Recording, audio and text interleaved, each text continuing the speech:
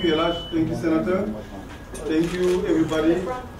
We're thanking the press and the Senegalese Association, the Senegalese community for coming to this event. So this organization was created since 1989. It's a non-profit. It's called Association des Sénégalais d'Amérique, Senegalese Association of America. We have members all around the United States. Last Friday, 2 children from one of our members, Ousmane Drame, the children are here behind, were attacked in their school.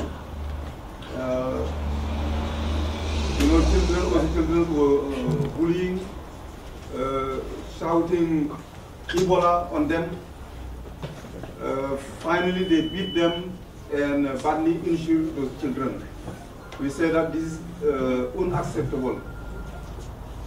We cannot tolerate our children to be victimized by this situation. Ebola happened in Africa. They shouldn't look at Africans here as people who bring Ebola in this country. The victims of Ebola need care, they need assistance. But if we victimize people who are here, we're going to offer their service to assist, I think that will not help, and it's going to only spread the disease. So we want to educate the people, not only Africans, but all people in this country, to know about Ebola, but not to look Africans as those who have the virus and will bring Ebola in this country.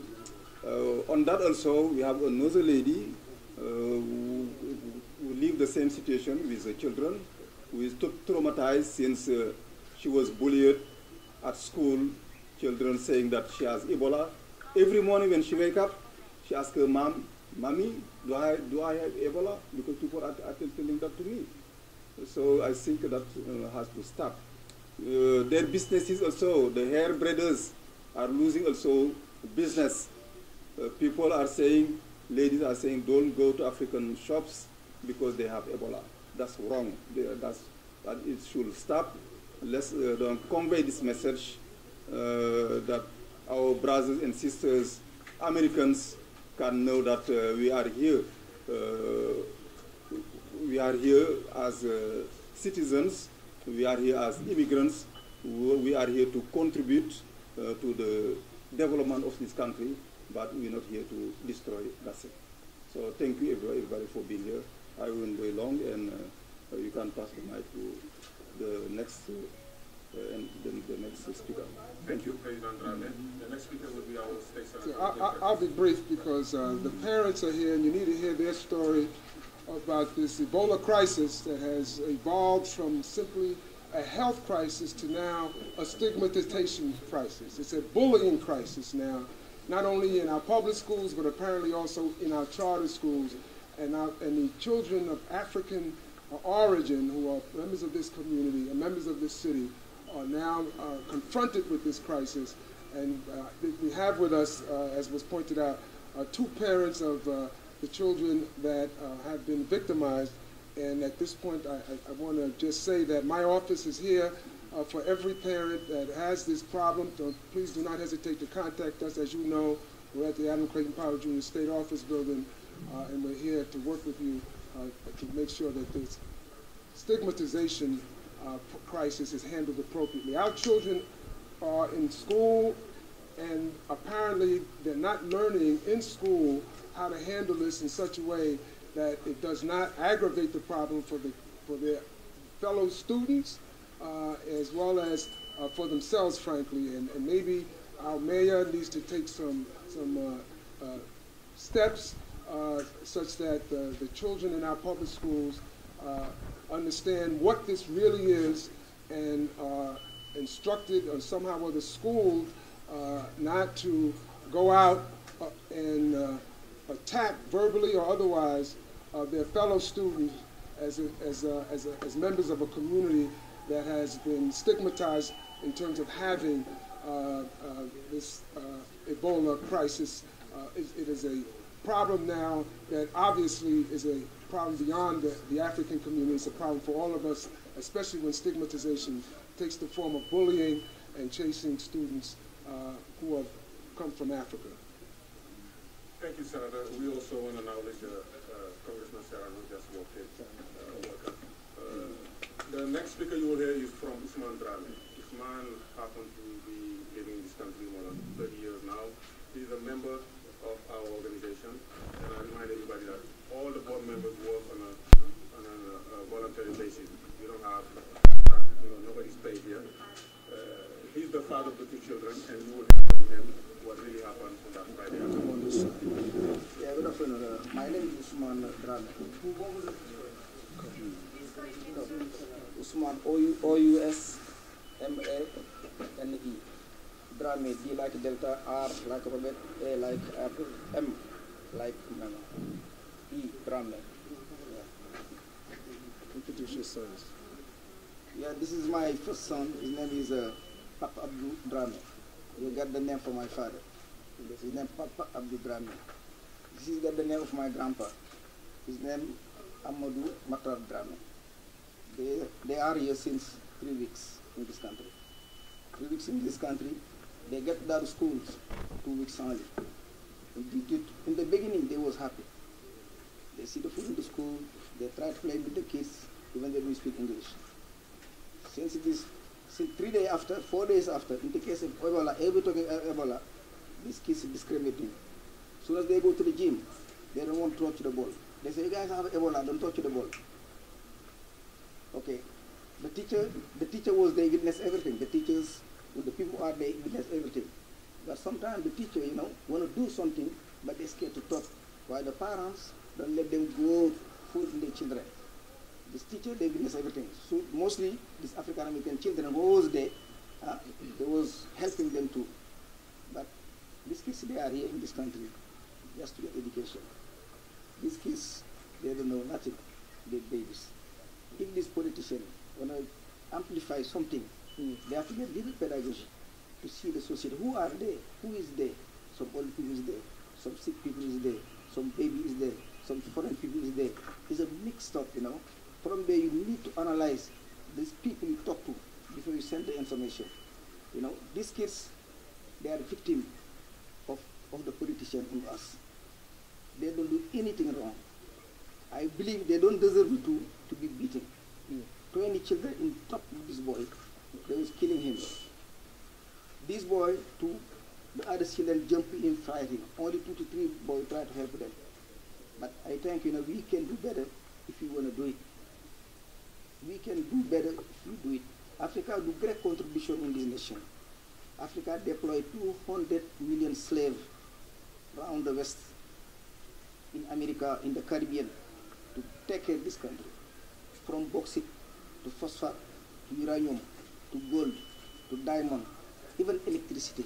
We turn on this light. From the power nuclear energy, we turn the light of America. When our women born in the darkness, they be babies. We need some help, please. We need some help, please. The help we need, please, let's be fair. We can carry, we are old people. But this baby, they know nothing. We want them to be with your children, to grow to be somebody. We don't bring him here to go to prison. We bring them here to take over. Why their grandpa was in this country for a long time. This country belongs to them. That's why I teach them. America is for you. They are not a foreign, they are not an immigrant. They are American people born to grow and believe it, they can make it. With your help, I believe, all the African community can do it.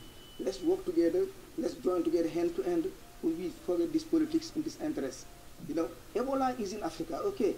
But in Liberia this time, how many boat of America is there fishing to bring the fish and sell it to you? Ebola is in Liberia. What Firestone they do? Firestone is there, making large supply to America. They don't close the factory. Why they don't close the factory? Why did you close the factory? Huh? So much, man. We need some help, please, if it's possible. Let's help all the children, black, white, yellow. We are all one people. We are all people from Africa. We all people. The African men called Homo sapiens sapiens populate the world. We all one grandpa. we all, not discrimination, control makes no sense. Let's be people, be human, and what we have to and work further. Yeah, I'm sorry again. Thank you. Let's thank also Charles. Let her. There's one other person that is a mother of a 9-year-old who's a victim of bullying at her school, which is the Dream Charter School. Her name is Sokna Faye. It's in the east side, 102nd and 2nd Avenue. My daughter has been bullied last week about Ebola. Another student, a girl like her. When she came home, she told me, Mommy, I don't want to say the name of the student. One of the students said that I have Ebola. And Mommy, do I have Ebola? And I told her, no, you don't have Ebola. And Ebola is not something, it's funny. Ebola, the people who have Ebola, they didn't choose to have Ebola.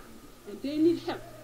I think the school system, they need to teach the children, or the parent needs to teach the children. If they don't teach their children about what's happening and how to get the step who can help the people who have the Ebola, but not to teach their kids, their children that about, okay, the African people, they have Ebola. She was born and raised in here, United States of America. She's a citizen. She's 9 years old. She went to Africa when she was like 2 months. So that means she does not have no Ebola. And I told her, whoever bully you about Ebola, trying to teach them, you know, the Ebola is not something, it's funny, it's not funny. The people doesn't choose to have Ebola. And the parents need to teach their children. The school needs to teach the children about this is happening, and if we don't do anything about it, it's going to be like, let's say the children, they won't be learning nothing. Because everything they learn is of Ebola, or this person have Ebola, this person has Ebola. I'm not gonna be close to you. At the gym, she was kind of coughing a little bit, and oh, don't be close to me because you have Ebola. So nobody's focusing to learn what they're supposed to learn. That's disturbing. That's disturbing the school. And my daughter, she's kind of afraid now. Traumatized. Every morning she be like, Mommy, I don't want to be, the 2 days before she woke up, she said, Mommy, I don't want to die because of Ebola. I told her, don't say that. You don't have Ebola. And even if, you know, if you have it, we didn't choose, if something happened, I'm not going to say I'm not going to have it, but the people who have it, they don't choose to have it. So we pray, God, this stops out here. I am a hairdresser, I do hair. Now the business is slow. I have a customer on Saturday. She came to me, she came from Connecticut. I've been doing her hair for a long time, so she knows me. She told me, I was coming, one of my friends told me, where are you going? I told her, I'm going to Harlem, get my hair done. She said, her friend told her, what? You going to the African people to get your hair done? You wanna catch the Ebola. What's that mean? So, I mean, something needs to be done. And we don't want our children to get disturbed about this matter. Thank you. Thank you. So we want to acknowledge also our friend from the African Advisory Council from the president, and our friend Imam Konate, who is the Imam of the local mosque. Charles will say a few words or so. Yes, Charles Cooper, right? Charles Cooper.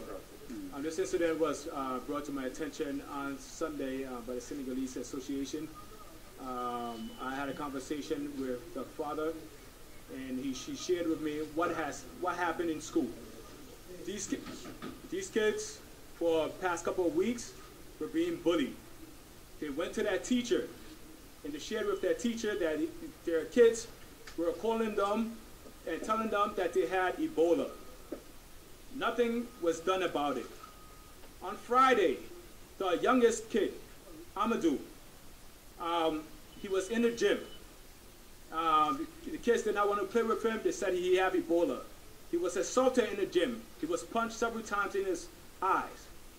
This led to what ensued during lunch. During lunch, they were on the playground, and he was sitting by himself. Suddenly, these kids were yelling around him, Ebola, Ebola, Ebola. They then jumped him, kicking him, punching him, threw him to the floor. He screamed. His younger brother heard him scream from across the playground and ran over. And these other kids jumped on him as well and beat him. My question is, where were the administrators? Where was the school staff when all of this was happening? These kids are supposed to be in school and they're supposed to be safe. Today, I accompanied Usman to the school along with the kids to talk to the administrators, to find out what did they know. It was very unfortunate because they did not know much.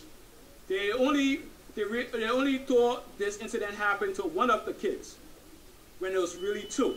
So you're telling me one of the kids, after he was beaten, was left there to go back to school, to go back to the classroom afterwards.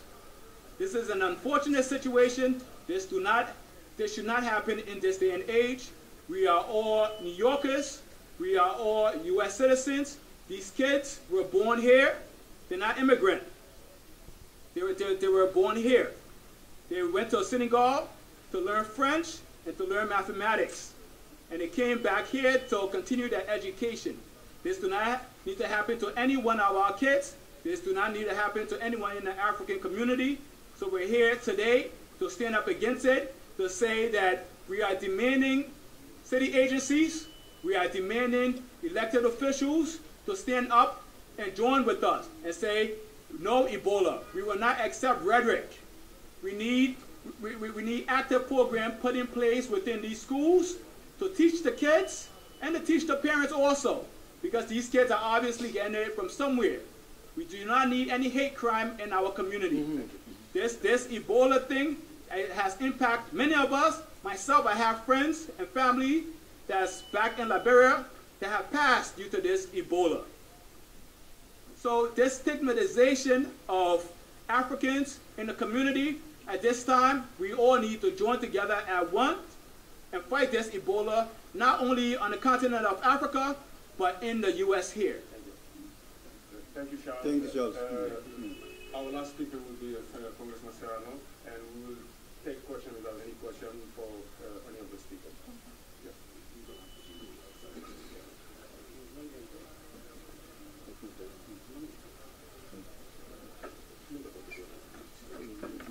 Thank you so much. I'll be brief, but there are a few points I'd like to make. Number one, I lived through, as so many of you did, the HIV/AIDS situation when it reached a boiling point.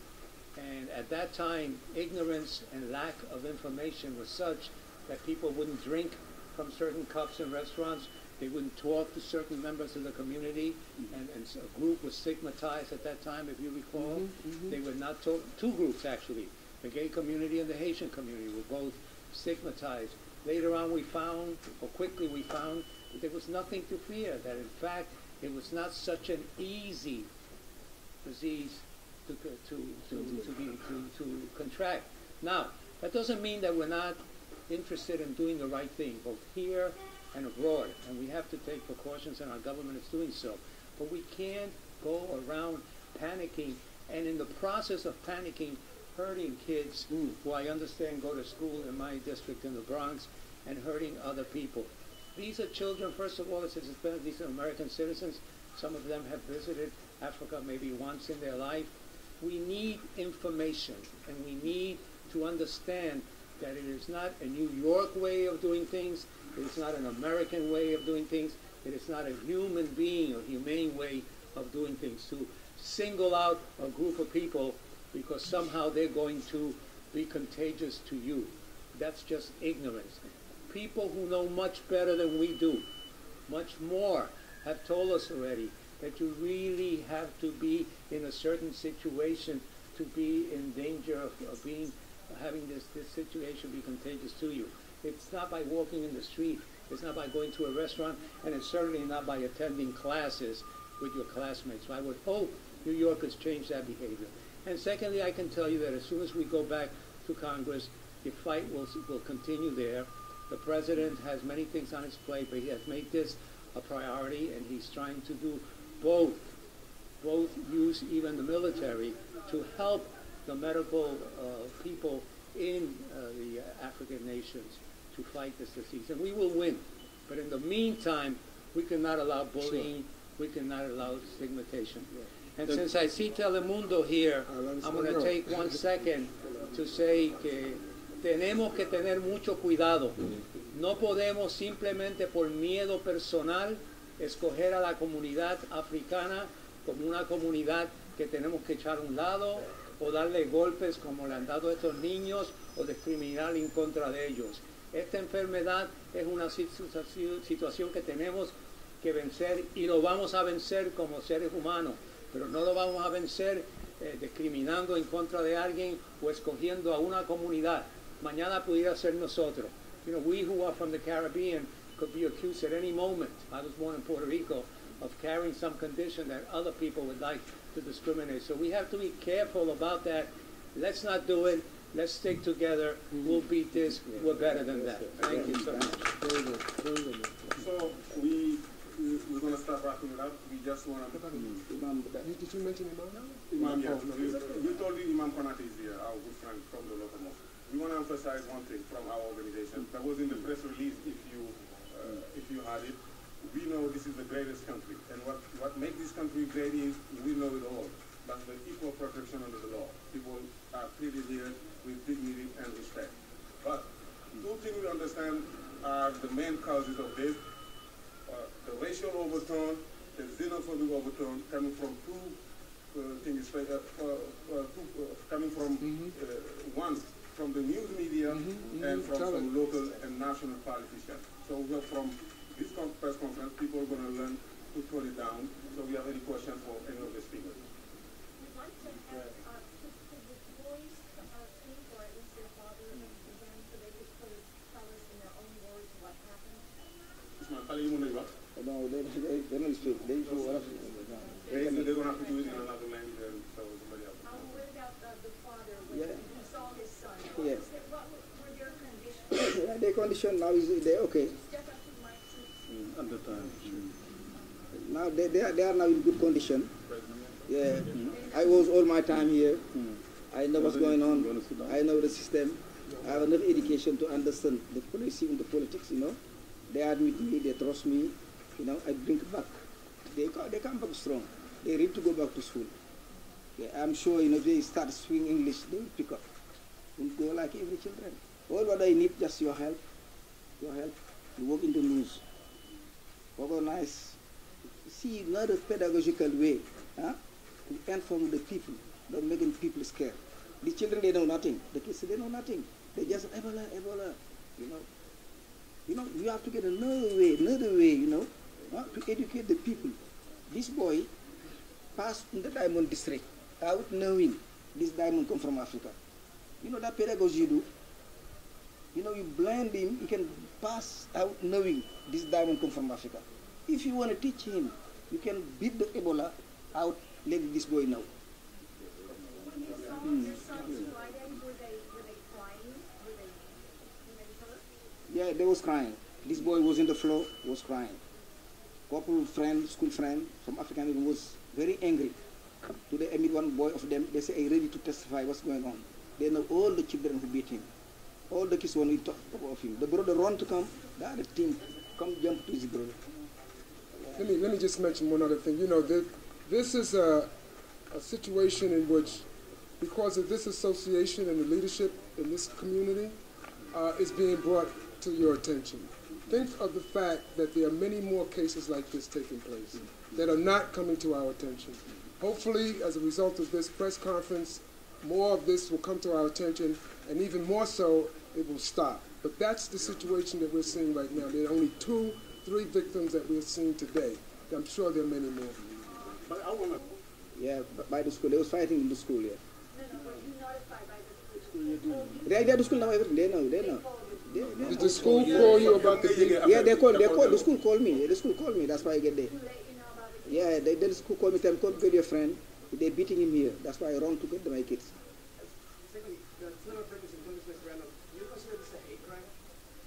Yes, of course. Absolutely. Yes. Absolutely. Anytime you single out a group of people to put blame for something that may be happening in the society, that's a hate crime. Absolutely. And it goes from name calling to actual beating. Absolutely. Which one was hit first? Which of your sons was hit first? They're on this one. The youngest one. The youngest one, yeah. And how many children did you say had ganged up on him? Yeah, they don't know the number. They, Did you say 20 earlier? yeah, more, a lot of people goes, a lot of kids, around 10, 20. It was 15 to 20 kids. 20 And kids, did yeah. you say somebody came to his aid, another immigrant, or did I give you a No. No, No, his brother. So they were beating on the youngest one first. during gym class. No, they were beating on the youngest one during lunch. Lunch was taking place outside and on the playground. They were beating on him. He was screaming and he was yelling, "Help!" And I'm surprised that the school staff or the school administrator did not hear him say help because he was screaming help. His brother, the older brother, heard him from across the playground and ran over. And when he ran over, they then jumped on him also and started beating on him. After about 15 or 20 minutes went by, when the school staff noticed it, they grabbed him and took him upstairs. Yet they still left him downstairs. Well, we met with the school today at 8:30 in the morning. And we met with the assistant principal, we met with the dean, we met with the counselor. This was a group meeting. In the meeting, they themselves was trying to find out what went on. There were no investigation that was done. There were no incident reports. They said they will follow up.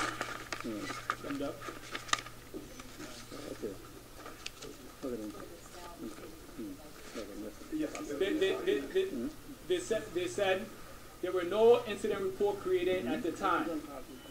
Currently, they're investigating the matters. They're getting statements from those staff that were out in the yards that were supposed to be supervising the children. We're hoping that everyone gets involved because this is not our children. This is all of our children. This is all of our children. So we're hoping that the district attorney gets involved. We're hoping that the chancellor gets involved. We're hoping that the mayor gets involved. And we're hoping that everyone comes out with a statement against the stigmatization that we are noticing in our community. We want also to make an emphasis here that we have our own radio program. We are on AM dial in New York, 930 AM. So we've been having this conversation on our radio program for the last several weeks. So this is not, we don't think it's an isolated incident. We have other cases where people lost their job. We have somebody called from Kentucky and Louisville, somebody called from Dallas the other day. And we have a couple more cases here related to people either quitting their job or just, getting fired. So we don't think it's isolated. We're putting all this into documentation and of course we will follow all it. I just want to make an announcement. I have a question for you, Mr. Senator. This is your district. Yes. You are very involved in this area here, working with African immigrants, working with American immigrants here. And can you ask the American press to help to educate Americans about Africa in terms of geography? Because when they reporting about Africa, they put everybody in one package. And I think that also is creating confusion. We have only 3 countries who are infected in Africa. We have 54 African countries. Africa is bigger than US and China. And I think there's an education. You have to ask the press to help us, to help everybody to educate Americans in the right way. Did you hear what I just said? We couldn't have said it any better. And I want to thank you for doing that. And I also want to take this moment, if I may, to make an announcement of an emergency community meeting this Wednesday concerning awareness, education, and stigmatization stemming from the Ebola epidemic.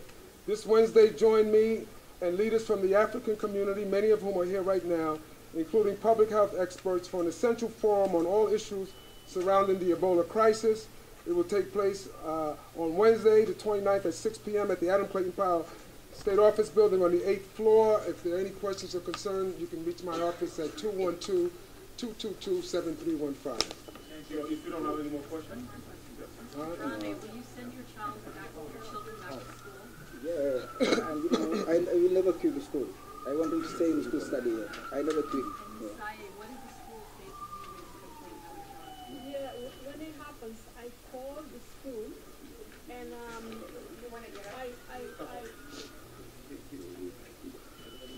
I called the school. Yeah, I called the school and I told them what happened.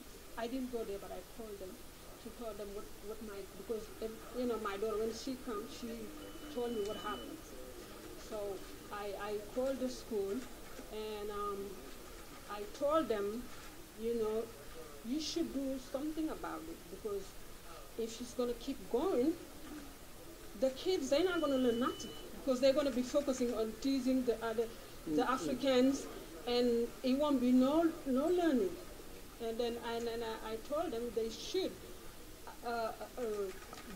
send a note to the parent who doesn't teach their kids about the Ebola. The school should write down something about the Ebola and send out to the parent. And the staff told me they cannot do that. What they could do, they can call my daughter and ask her what happened, what student, you know, was teasing, bullying her about the Ebola, and my son, that student, they panicked something. But they cannot, like, generally send anything I think it's to the outrageous parents. that a school And that then, has this kind of an incident tells you they cannot do anything about it in terms of informing their student body and their parent body about something that is obviously not acceptable and is dangerous. and when my daughter came to home on Friday, and I asked her, did they ask you any questions about the Ebola? So she told me the staff make her wrote a statement what happened, you know. And when I spoke to the staff, he told me he was gonna call me and told me what's happened. Just now, before I was sitting here, I called the school and I asked. He didn't answer the phone, and I told them if he comes, he can, you know. Can you please tell him to call me back to tell me what is the next step? You know, because my daughter, she's not the only African in there. So what I wanted to happen is to stop this matter in this public school system. Because if he keeps going, it's going to hurt our children so badly. My daughter, every morning she has to tell me something about Ebola. Thank God I was teaching her about the Ebola before this happens, because it could have been worse than this. You know, this is not helping them at all. What's the name of the school? Dream Charter School. Dream Charter School? Yes. Dream Charter School? Yes. Where is that? It's in 102nd and 2nd Avenue. Can you spell the boy's name first, please? We can end it with Pape Drame. Yes, I am Senegalese, yes. P-E-A. P-E, A is the middle name, A, middle initial, D-R, the last name is D-R-A-M-E. And he is the older one? He's the older one. No, he's in how old? 13, in the 8th grade. And the younger one? Amadou and Amadou and A-M, Amadou and Pape Drame. A-M-A-D-O-U-M, middle initial, and Drame. And the father's name? Usman, O-U-S-M-A-N-E. Drame, D-R-A-M-E. And the age on the younger son? 11, and he's in the 6th grade. And how long has this teasing been going on? For about 2 weeks. Yeah, And that's when they first started the school? Yes. They returned to their trip? Yes. When did they return to their trip exactly? Usman, how can you know? They are 3 weeks here. 3 weeks. 3 weeks. Yeah, 3 weeks. 2 weeks. 2 You weeks. can be in school too. Yes. They've been in school for 2 weeks. How long were they in Senegal? Yeah, that in Senegal. Yeah, Senegal. Since they were born, you know. For a while, they've been there. Yes. They were born in the U.S. Yeah, in the US, but this when they were in Senegal. And then They were visiting Senegal. they they were living there. Yeah, they're leaving Right, Senegal. got it. Okay. Is their mother in Senegal? They're in Senegal. Well, can I tell you something too? The education, I don't want to sometimes we blame like the education system. Let me tell you something. The education, let me tell you, I'm telling you something. We know what's going on here. These children want to get educated. We all know what they can get here, they cannot get in Africa. It's a big opportunity for them to be here. That's why sometimes here, you know, the education system is so. The teacher have one gap between the student and the teacher. The student, how do you call that? The teacher cannot reach the teacher 100%. Always get one gap. The teacher is always care about the family. They don't want to talk about the family. If you touch somebody's child, he can sue you. You know? So if you don't have any more questions, Thank you. Thank you. Thank you. All right, thank you. Very good. Good job. Good job. so if you have any follow-ups,